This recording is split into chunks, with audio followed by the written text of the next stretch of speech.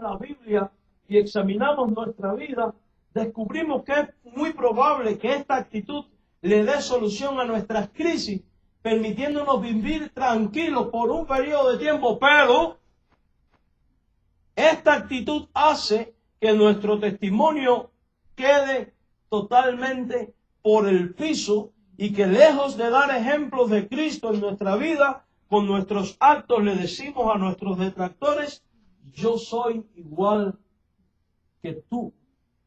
Yo me comporto como te comportas tú. En mí no hay ninguna diferencia con respecto a tu persona.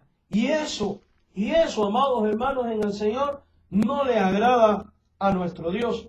Eso no es lo que espera Dios de ti y de mí como hijos suyos. Él espera de ti y de mí que seamos a imagen de Cristo en todas las cosas, aún en la manera de enfrentar el rechazo, los sufrimientos y el padecimiento por ser hijos de Dios. Los cristianos somos llamados a ser un pueblo prudente y sabio, que mantiene una buena actitud en medio de sus crisis y padecimientos, porque se ha propuesto obedecer y honrar a Dios por encima de todas las cosas. Estos creyentes a quienes Pedro dirige su carta, si usted se da cuenta, en el capítulo 1, versículo 1, habían sido expatriados por ser fieles a Jesucristo. Habían sido expulsados de su ciudad de Roma. Ellos eran romanos. ¿Cómo lo sabemos? Porque en la última parte del texto, en Primera de Pedro, capítulo 5, Pedro dice: la iglesia que está en Babilonia, elegida juntamente con vosotros, y Marco, mi hijo, os saluda. ¿Se da cuenta usted de algo? Pedro está escribiendo desde la iglesia que está en Babilonia.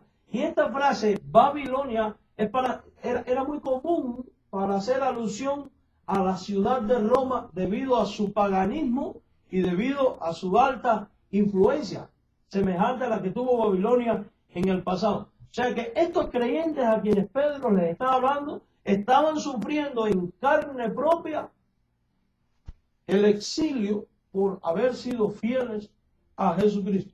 Esto implicaba haber abandonado no solo su ciudad, sino las personas que conocían, probablemente la familia, la comodidad del hogar, para irse a una ciudad desconocida probablemente y donde iban a enfrentar un futuro incierto. Y como quiera que sea, esto causa incomodidades.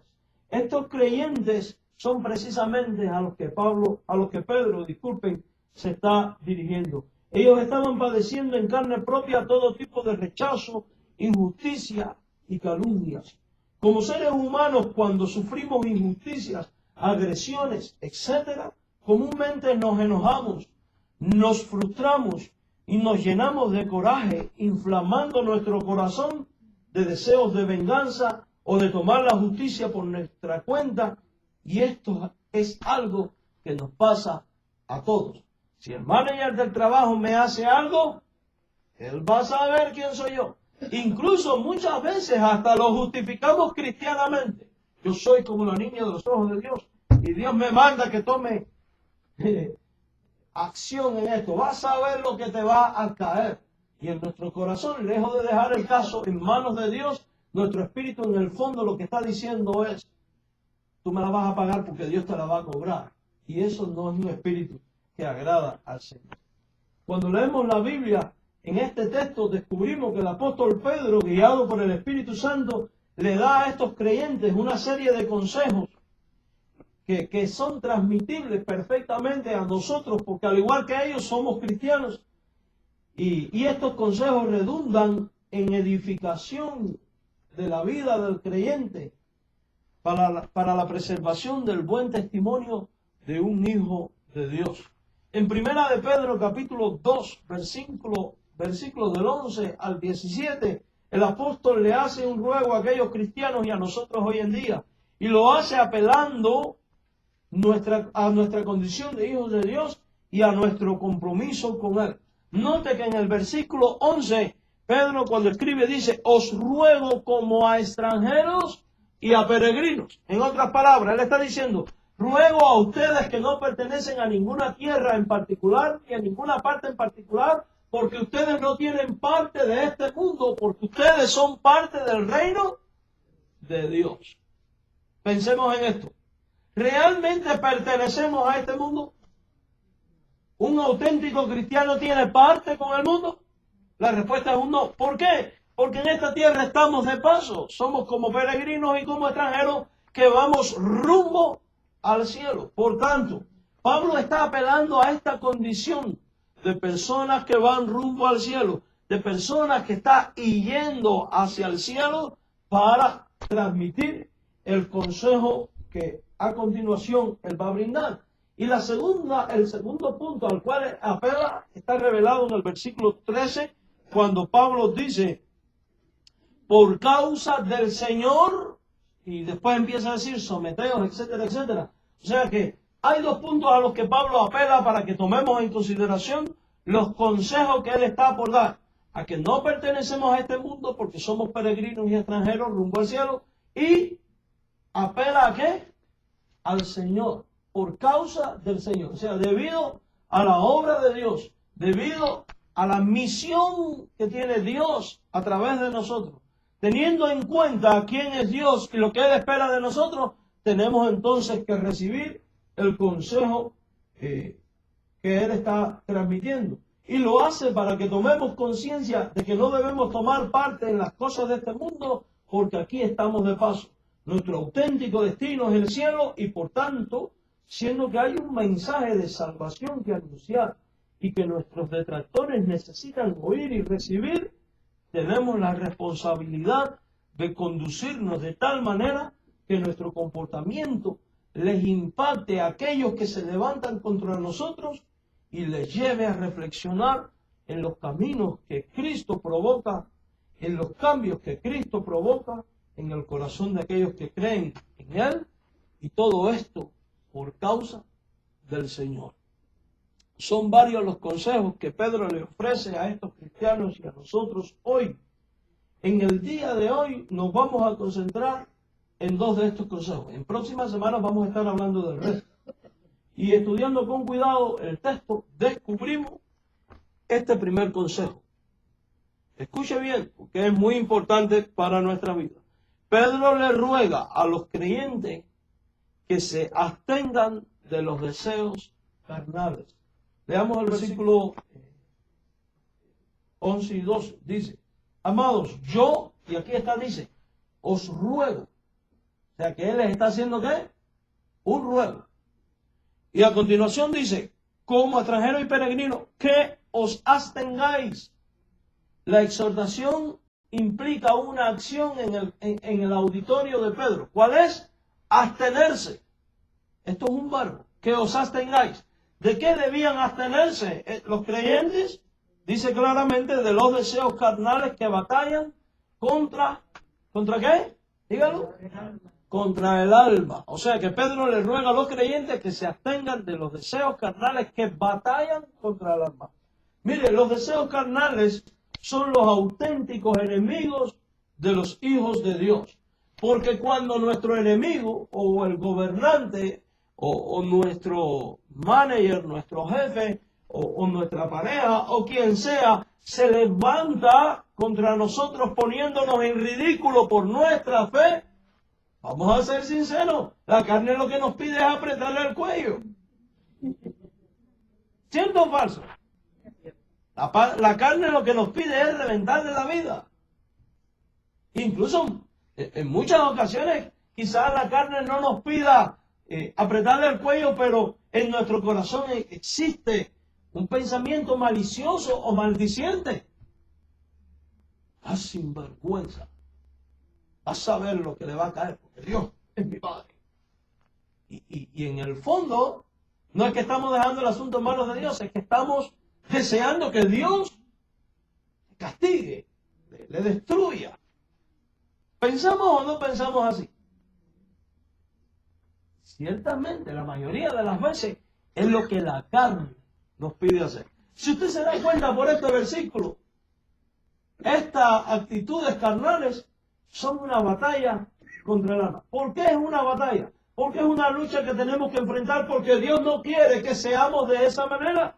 Porque Dios quiere que nuestra actitud sea completamente diferente. ¿Qué tipo de actitud espera Dios de nosotros? Aquella que Jesucristo enseñó en el en el sermón del monte, cuando dice: bendecid y no maldigáis. Amad a vuestros enemigos, orad por los que os ultrajan. Esto es difícil, porque la carne nos pide lo contrario. La carne lo que nos pide es ojo por ojo, diente por diente. Sin embargo, lo que pide Dios es distinto. Entonces, es una verdadera batalla contra mi ser interior, es una verdadera batalla contra mi carne, es una verdadera batalla contra mí mismo, porque Dios quiere que sea diferente. Y por causa del Señor y debido a mi condición de hijo de Dios, yo tengo que batallar para ser diferente. Mire, la carne, cuando le damos rienda suelta, lo que hace es arrastrarnos a la desobediencia y a un estilo de vida impía ante los ojos de Dios. Recordemos que aunque nuestro espíritu esté dispuesto, dice la Biblia en Mateo 26:41, que la carne es ¿qué? Débil. Entonces hay que fortalecerse en el Señor y echar esta batalla contra la carne. No quiero que piensen que estoy hablando de no comer carne, sino vegetales. No estamos hablando de esto, estamos hablando del yo, aun cuando seamos muy fieles. Y escuche bien esto porque es importante.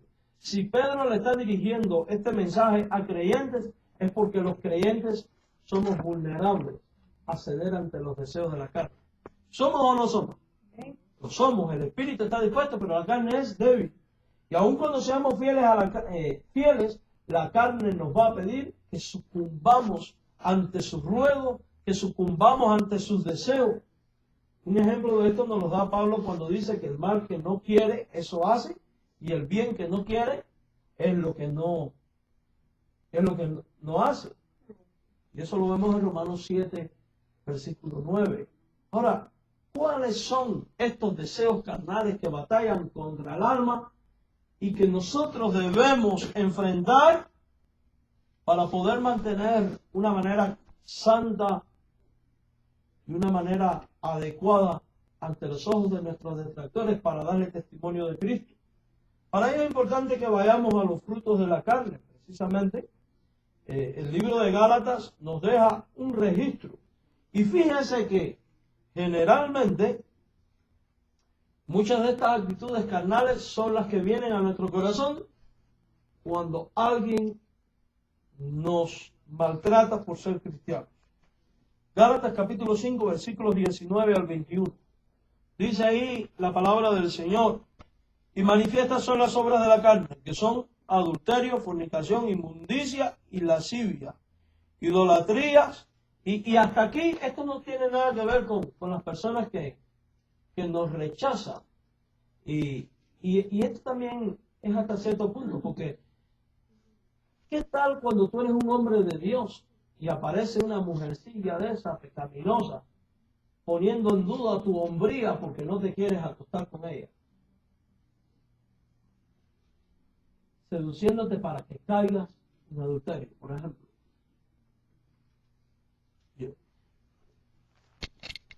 Yo recuerdo cuando yo estaba en el preuniversitario, en mi país, la preparatoria, como dicen en otros lugares, había un grupo de muchachas que se burlaban de mí porque yo era cristiano.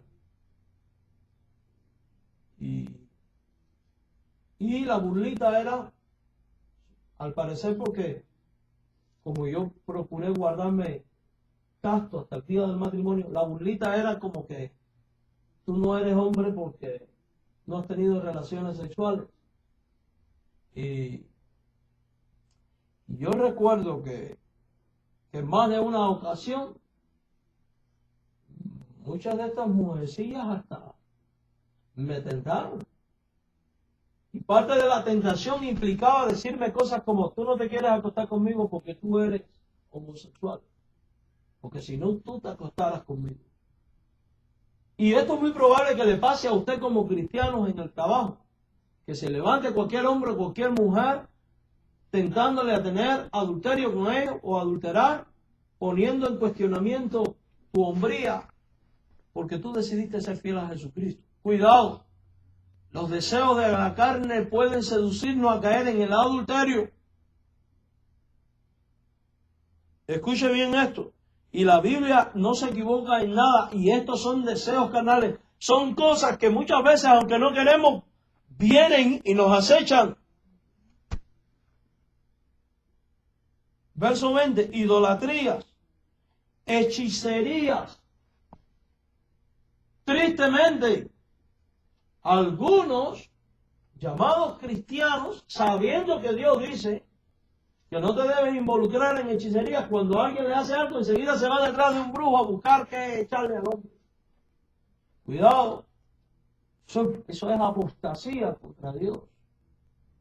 El que hace eso en realidad es un inconverso. ¿Cuál es el otro fruto de la carne? Y aquí sí entra más en acción. Enemistades, pleitos, celos, iras, contiendas, disensiones. Más abajo en el 21 dice envidias. Todo esto son deseos que van a venir a tu carne y a mi carne cuando el gobernante o los jefes o la familia nos ponen en ridículo por ser fieles a Jesucristo.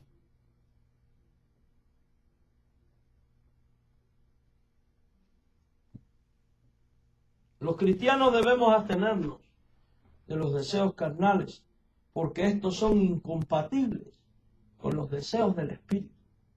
Estos son incompatibles con el tipo de actitud que Dios espera que nosotros desarrollemos a la hora de enfrentar a aquellos que se levantan en contra nuestra.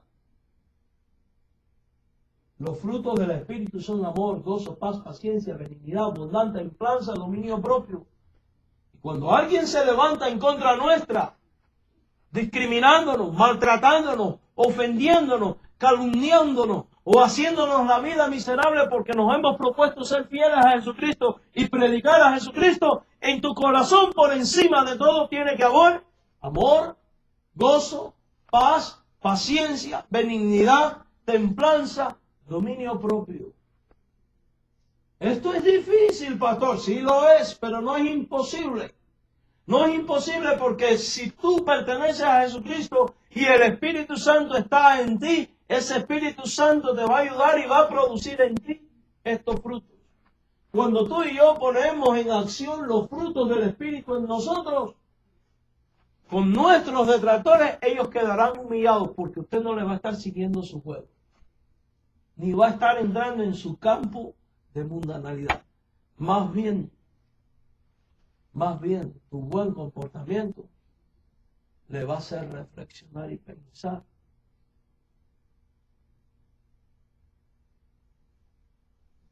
en cómo tú eres. Y eso quizás le puede conducir a Cristo. Los cristianos debemos abstenernos de los deseos carnales, porque Dios dice, ¿qué comunión tiene la luz con las tinieblas? Si al que me ofende en el trabajo, por yo ser cristiano, por predicar, yo le ofendo, ¿qué diferencia hay entre mi persona y la de él? Si al que me discrimina por yo predicar el evangelio en el trabajo, yo lo discrimino, ¿qué diferencia hay entre mi persona y él? Y si los gobernantes dictan una ley que quizás vayan en contra de la fe y de lo establecido por Dios, y yo me levanto juzgándolo, ¿qué diferencia hay entre él y yo? Pastor, entonces usted quiere decir que si un gobernante aprueba una ley antibíblica, hay que obedecer. Hay que obedecer al gobernante. Y lo vamos a ver más adelante. Y no necesariamente a las leyes antibíblicas. Porque es menester obedecer primero a Dios, antes que ¿quién? Que a los hombres. Pero tengamos en cuenta esto, que si Dios es el que pone el gobernante, no se preocupe usted por las decisiones incorrectas que los gobernantes tomen, porque Dios le pedirá cuenta a dicho gobernante de sus actos. Porque por Dios han sido puestos, pero la responsabilidad también le va a ser demandada por parte de Dios, porque han sido puestos para hacer valer la justicia y el derecho, no para pervertirla. Y Dios le va a ajustar cuentas a quienes no cumplen adecuadamente su función y a quienes no le temen a la hora de hacer las cosas. Mire, los deseos de la carne, dice la Biblia con claridad, que se oponen entre sí. Quienes se deleitan en los deseos de la carne no entrarán en el reino de los cielos, dice Gálatas capítulo 5, versículo 21. Por tanto, en nuestra vida no ha lugar de ningún modo comportamientos inadecuados. Somos llamados a marcar diferencias. Los cristianos debemos abstenernos de los deseos carnales, manteniendo, dice la Biblia, buena nuestra manera de vivir entre los gentiles. ¿Cómo? Dice 1 Pedro 2:11, absteniéndonos de estos deseos, ya lo vimos. Y dice Gálatas capítulo 5, versículo 23, crucificando la carne con sus deseos y pasiones. Usted y yo tenemos que aprender a crucificar nuestros deseos y nuestras emociones y nuestras intenciones y nuestra carne. ¿Qué quiere decir crucificarlo? Quiere decir fijarlos en la cruz. Quiere decir dejarlos morir junto con Cristo para que la nueva vida que está en nosotros aflore y sea testimonio de la luz. ¿Se da cuenta que la vida cristiana entonces es de gente que deben procurar crecimiento, madurez, cambio radical en la forma de pensar y de actuar en la vida? Para ser auténticos testimonios de la luz. Recordemos que nuestro Señor Jesucristo dijo, si la sal dejara de ser salada, ¿qué pasa con ella? Es desechada y es hollada, es pisoteada. Cuando tu vida y mi vida cede ante un estilo de vida mundano, reaccionando igual como reaccionan los que se oponen a nuestra fe, perdimos nuestra sazón y solamente servimos para ser hollados, pisoteados. Dios pide que vivamos y que andemos en el Espíritu, honrando a todos, dice primera de Pedro, capítulo 2, verso 17, dice ahí, lean, honrad a todos, amad a los hermanos, temed a Dios, honrad al Rey. Miren,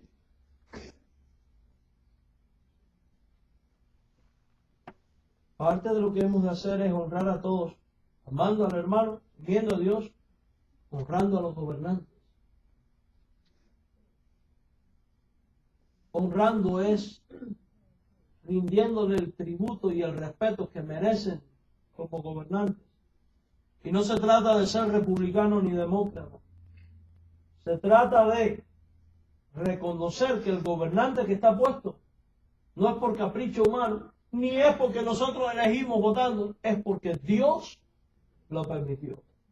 Pastor, entonces usted está diciendo que Dios permitió a un hombre impío ahí en la presidencia del país, un hombre que aprueba leyes contra los homosexuales, un hombre que se levanta promoviendo el islamismo, etcétera, etcétera. Sí, porque es Dios quien quita y quien pone reyes, y es Dios quien traza el curso de la historia, y quien juzga la tierra, y quien permite todas las cosas. Entonces, ¿por qué permitió una cosa así? Él sabe.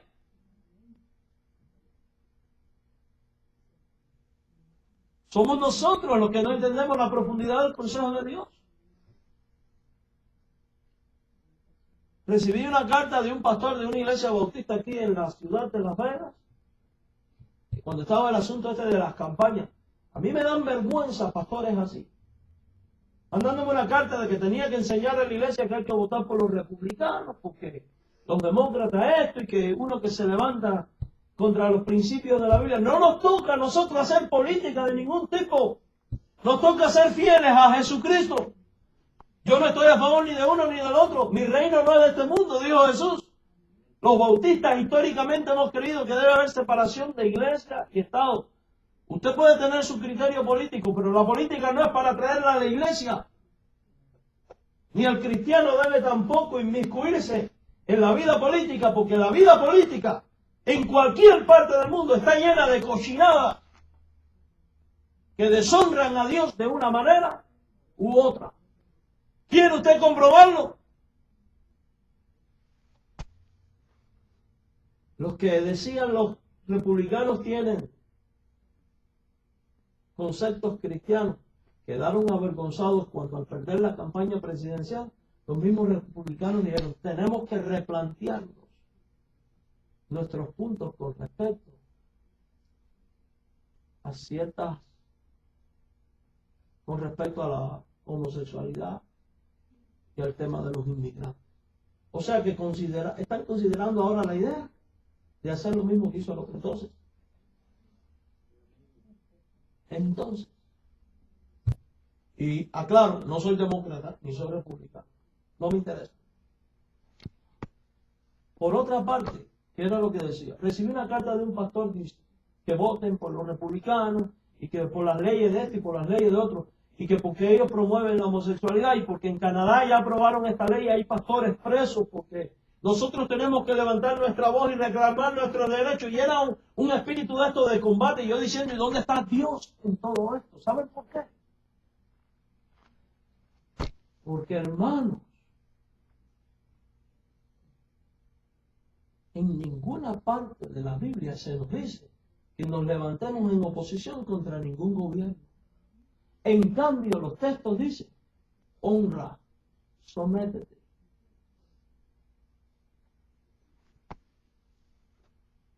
Aun cuando los gobernantes sean los más impíos de la vida.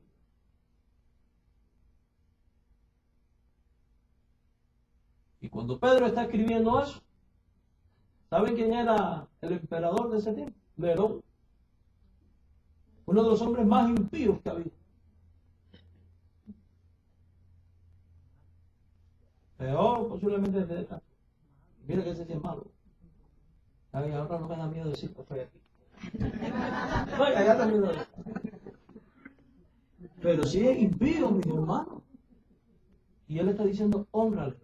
Por otra parte, hermanos míos, cuando yo me levanto deshonrando a un gobernante, calumniándole, juzgándole, no me estoy levantando contra la voluntad de Dios, que fue quien permitió que estuviera ahí. Cuando yo juzgo el curso de la historia, no estoy juzgando lo que Dios está permitiendo. Léase la Biblia y se dará cuenta que hacia el final de los tiempos tiene que venir a que lo bueno lo llamen malo y lo malo lo llamen bueno. Tiene que venir la apostasía, persecución. Es parte de la voluntad de Dios. A nosotros no nos toca juzgar los tiempos y la historia, ni a los gobernantes. A nosotros nos toca predicar a Jesucristo y a este crucificado, porque Él es la única solución para todo hombre. Y el diablo nos da la política para que nos entretengamos en esta bobería, mientras el mundo perece.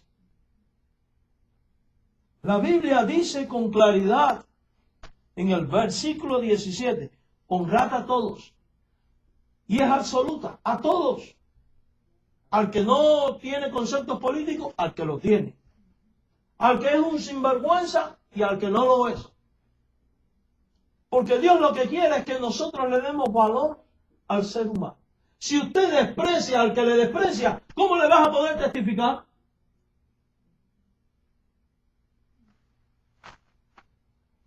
Si tú cuando juzgas a otro cometes injusticia, ¿de qué justicia divina le puedes hablar? Sin embargo, cuando tú vives lleno del Espíritu de Dios y no reaccionas conforme al juego de la carne, tus palabras van a tener más poder y más peso. Mire, hoy voy a predicar allá en la West Clay sobre cómo Herodes mandó a matar a Juan el Bautista. Estuve estudiando la vida de los Herodes, porque son muchos Herodes. Todos fueron unos impíos del primero. Y a mí me causa la vida de Cristo, porque le acusaron, le injuriaron, le levantaron calumnias, y dice que él no abrió su boca. ¿Pudo Jesús, como Dios que era, haber hecho que descendiera un trueno del cielo y le reventara la cabeza a esta gente? ¿A Pilato y a Herodes? ¿Pudo haberlo hecho? Claro que sí. ¿Pudo haber hecho que se abriera la tierra y cayeran vivos? También. Sin embargo, dice la Biblia que no abrió su boca. Y cuando lo quisieron inmiscuir en las trabas de pecado de los impíos, él se resistió. Dinos, ¿de quién es esta imagen de la moneda? Dinos, ¿es lícito dar el tributo al César? Lo estaba metiendo en asuntos políticos, porque si él decía, hay que darle tributo al César, los judíos le iban a decir, este es un vendepatria. Y si decía que no, los romanos iban a decir, este se está levantando contra los romanos. Es un revoltoso. Y a mí me fascina esta frase de Jesús. Dad al César lo que es del César y a Dios lo que es de Dios. Ahí se fueron como el perro con el rabo entre las patas. Luego cuando vienen los otros, dinos, ¿con qué autoridad te enseñas esto? Ellos lo que querían que Jesús entrara en este, dime que te diré con ellos. El Señor da una respuesta contundente. Y díganme, ¿el bautismo de Juan era de Dios o de los hombres? Si ustedes me dan la respuesta, yo les digo con qué autoridad va. ¿Se da cuenta usted de esto? Que cuando alguien le viene a picar pleito por materia de su fe, nosotros creemos generalmente que tenemos que hablar y que tenemos que defender y que tenemos que atacar. Pero vemos en la Biblia que a veces la manera correcta es callar, no decir nada. Porque es mejor no decir nada que abrir nuestra boca y pecar y que nuestro testimonio quede por el piso. Y con al que más deshonramos con ello es a Dios. Los cristianos debemos abstenernos de los deseos de la carne para que los detractores de la fe y todos los que se levantan contra el pueblo de Dios con injusticia, calumnias, persecuciones y maltratos no blasfemen el nombre de Dios a causa de nuestras malas actitudes, sino que glorifiquen a Dios al considerar nuestras buenas obras. Leamos el verso 12. Manteniendo buena vuestra manera de vivir entre los gentiles, para que los que murmuran de vosotros como de malhechores, glorifiquen a Dios en el día de la visitación al considerar vuestra buena conducta.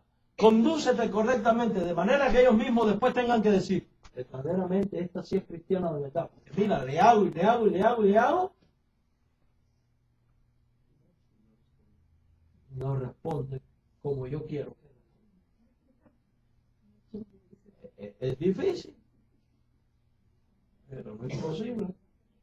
El segundo consejo que vemos en Pedro es que él le ruega a los creyentes, en el versículo del 13 al 14, que se sometan a toda institución humana. Vamos a leerlo. Por causa del Señor, que dice, someteos. ¿A quién? A toda institución humana. ¿Quiénes son las instituciones humanas? Ya sea el rey como superior y a los gobernadores como por él enviado. Ahora los gobernantes tienen que también tener presente que son enviados para hacer valer la justicia, dice, para castigo, no para cambiar la ley de Dios. Ningún gobernante tiene esta autoridad. Cuando uno cambia la ley de Dios, nos toca a nosotros obedecer primero a Dios. Eso que quede bien claro. Pero obedecer a Dios no implica tomar las armas para atacar a quien no obedece. Dígame, ¿se rebeló Jesús contra sus detractores? Nos toca a nosotros dejar todas las cosas en manos de Dios. Y en sermones posteriores vamos a estar hablando de esto.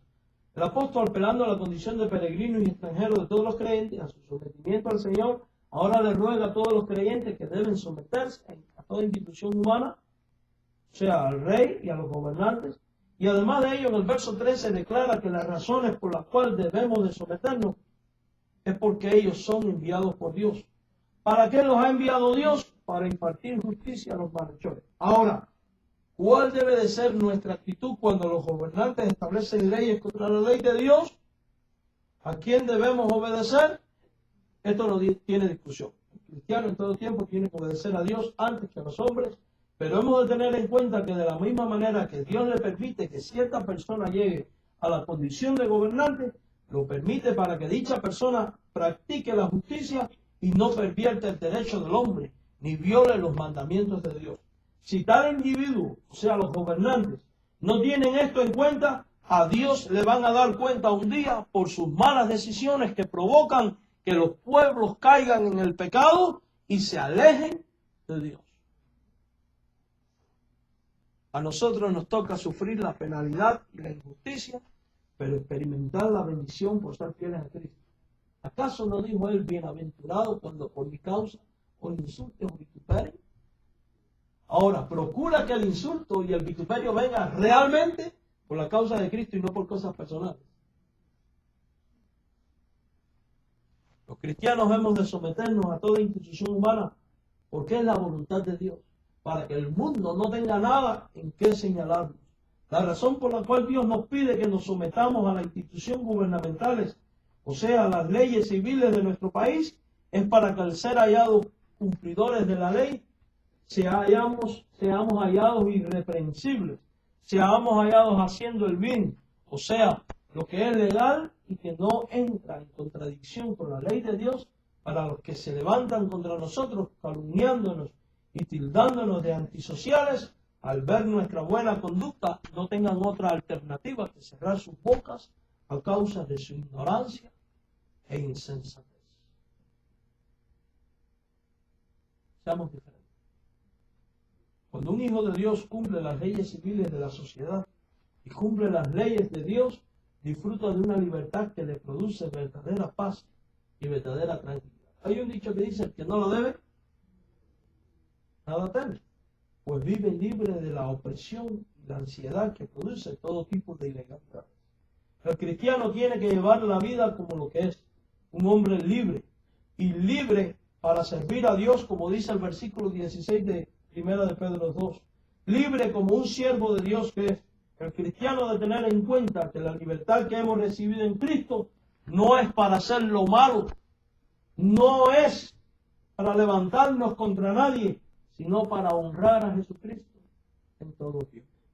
Al estudiar el texto que acabamos de examinar, podemos darnos cuenta que son los primeros de una serie de consejos bíblicos que están estrechamente relacionados con el comportamiento, la ética y la moral que ha de desarrollar el Hijo de Dios en su relación con sus hermanos, sus semejantes, en medio de esta sociedad y la iglesia. Lo anteriormente dicho se resume en 1 de Pedro 2:17, cuando Pedro de alguna manera nos dice, amados, yo os ruego como extranjeros y peregrinos por causa del Señor, que honren a todos, amen a los hermanos, teman a Dios, honren al Rey, pues así nadie puede calumniarles como malhechores y todos podrán glorificar a Dios en el día de la visitación al considerar vuestra buena conducta. Amén. Oremos. Amante Padre, gracias por este tiempo con tu palabra. Ayúdanos a ser esta clase de cristianos que tú quieres que seamos. Que no alza nuestra voz en maldición cuando nos maldicen, sino en bendiciones. Que no se deja mover por los deseos carnales, sino que guiados por los frutos del Espíritu, da testimonio de la luz y es luz en medio de este mundo de tinieblas.